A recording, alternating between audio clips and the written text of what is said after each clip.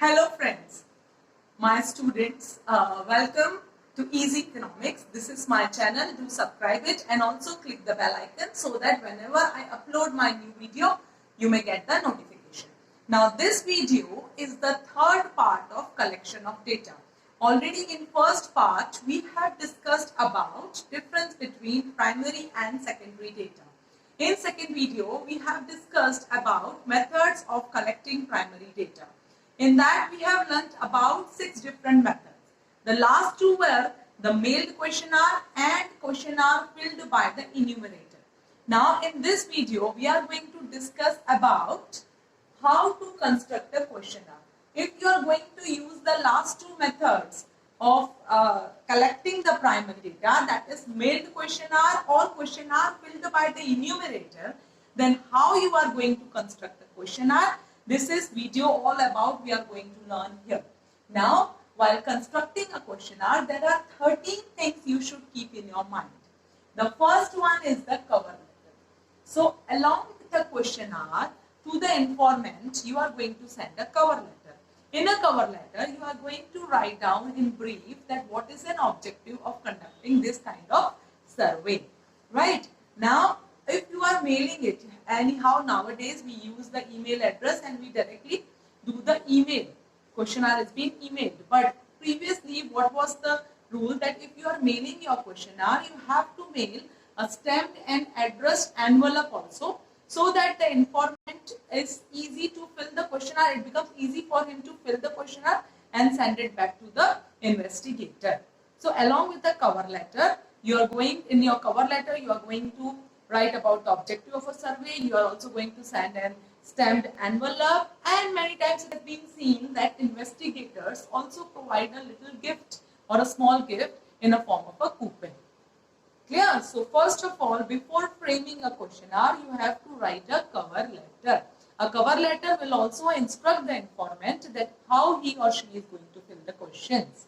Clear? The second point which we are going to keep in mind is decision regarding question. Now questionnaire, when you are framing a questionnaire, first of all you have to take a decision that which type of questions you are going to frame. So basically there are 4 types of questions. First one is simple alternative question. What are simple alternative questions? Where only 2 alternatives are easily given. Say for an example, yes or no, right or wrong, true and false. So you may ask simple alternative question. For an example, would you like to prefer for going further studies or higher education? Yes or no will be the simple answer. So you can always include simple alternative question in your questionnaire. The second form of question which should be included in questionnaire is multiple choice question, that is MCQs. Yes, in these questions 4 types of options are given. Now many times what happens, the informant may give the answer according to the option given. So there is a possibility that maybe from all the 4 options, there is none of the option which he wants to select. So it is always advisable to give one of the option as any other. So an information wants to answer in any other way, he or she should be free. Third comes a special information question.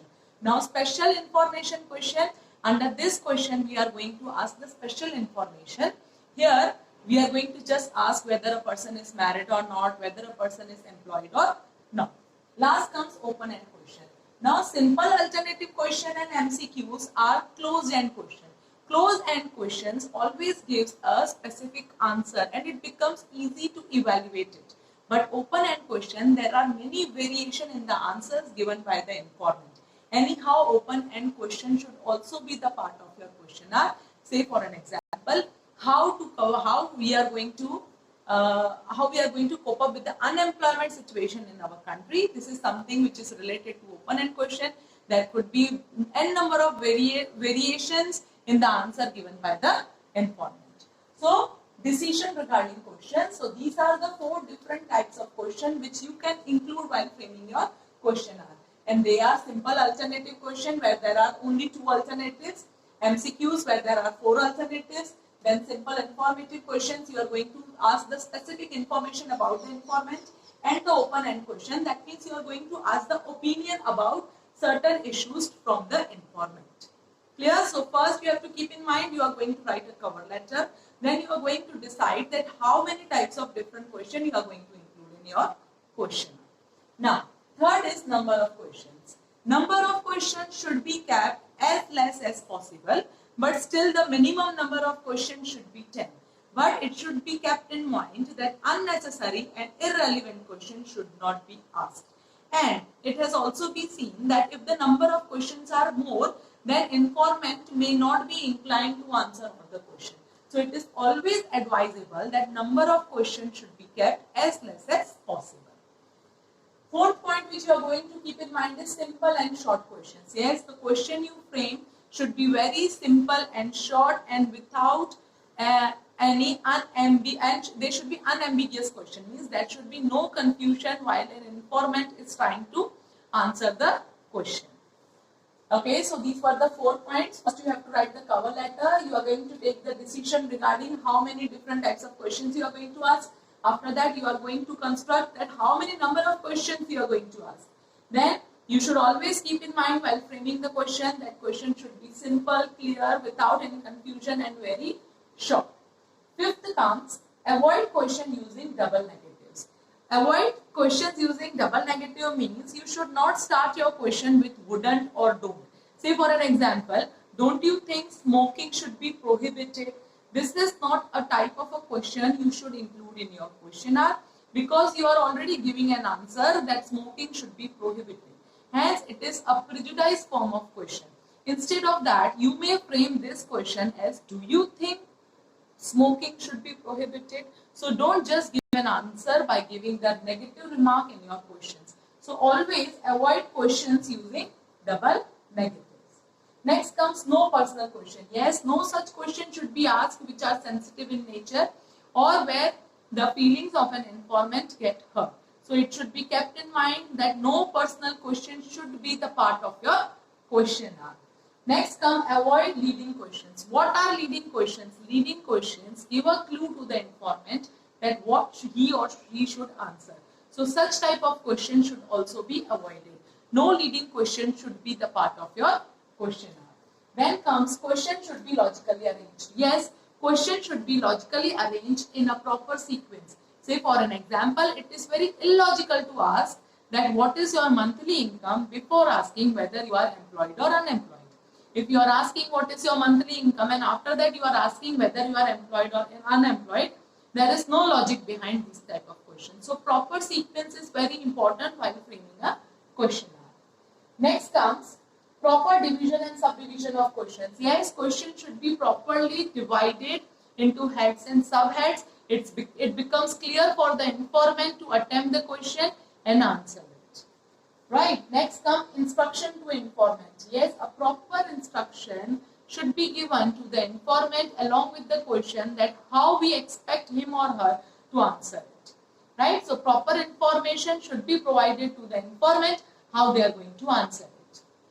Next comes cross-examination. Yes, whatever questions you are asking, there is a scope of cross-examining it. Say for an example, if I am asking what is your age, the next question should be what is your date of birth. When I ask the date of birth along with the age, that means I can cross-examine that whether the given answer by the informant is correct or not. Then comes questionnaire should look attractive. Yes, the paper and the printing used by an investigator should be very good quality. It should look attractive. And last one is pilot survey. Pilot survey is a pre-survey before any investigation. Say for an example, I have framed this questionnaire and I am going to conduct a survey on 100 people. Before conducting a survey on 100 people, I can always go with a pilot survey with 10 people. What will happen with this? I will come to know whether the question framed by me are correct or not and whether the informant are willing to answer them or not. If I get a positive result, I can go further with my survey, and if I get some excuses, I can reframe my question. So these are the 13 points which we have to keep in mind while constructing a questionnaire. So first one is before constructing a questionnaire, we are going to frame a cover letter. Second is we have to take the decision regarding how many different types of questions we are going to ask. We need to keep in mind the number of questions we should ask. Also, we need to keep in mind that questions should be short, clear without any confusion and simple. Then we should avoid any negative questions. We should not ask any personal question. Though no leading question should be asked. Question should be logically arranged. It should be in a proper sequence. Then proper division and subdivision of a question should be done. Instruction to the informant should be given in a clear way. There should be cross-examination of the question asked. Questionnaire should look attractive. The paper and printing should be of a very good quality. And before going for actual survey, a small pilot survey is to be conducted so that it helps us to check our questions and also it will give the response of a respondent. Here I have also given you the eating preference specimen related to how a construction of questionnaire is done. So first you are going to ask the name of the informant or respondent. Then the age. When you are asking the age, you are also going to ask the date of birth. Then the address, then the sex, whether a male or female is answering, mobile number. And these are few questions where you can put your option that are MCQs. Few of the questions which I have framed here are, because I am conducting a questionnaire related to eating preference. The first question is, what is the monthly family income? What is the monthly family income? Second is, what is your favorite cuisine?